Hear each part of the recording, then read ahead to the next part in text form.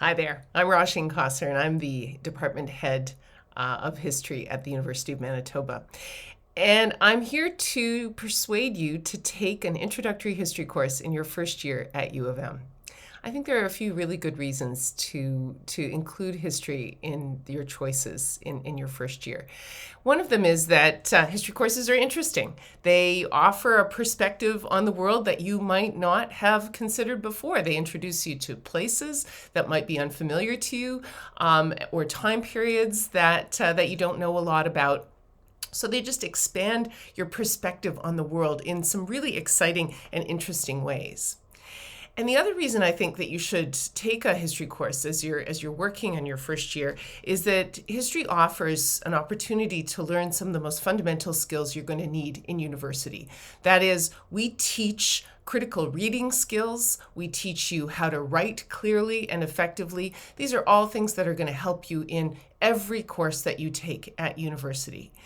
And our profs are ready to teach you. They don't expect you to have background knowledge in the area that they're teaching when you go into those courses.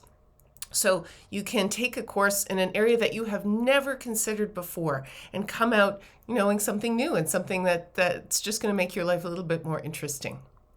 I also want to persuade you that you don't already have to be a great writer to take a history class. I think that for some students, they sometimes think that that's the case. And instead, really what's very important to us in the department is that we offer you the supports that you need to learn these skills. We have writing tutors available in our first year courses. Our profs are all trained and really thinking about how to teach you to be a better writer. So I really think that this is a great opportunity for you as you come into university to have access to these kinds of materials. The other thing that I want to tell you about is that you may think you already know what history is. You may think that history is really about memorization, and if you don't have a good memory, that maybe it's not the subject for you. History at university is not about the memorization of names or dates. It is very much about a way of understanding the world and looking at the world from a number of different perspectives.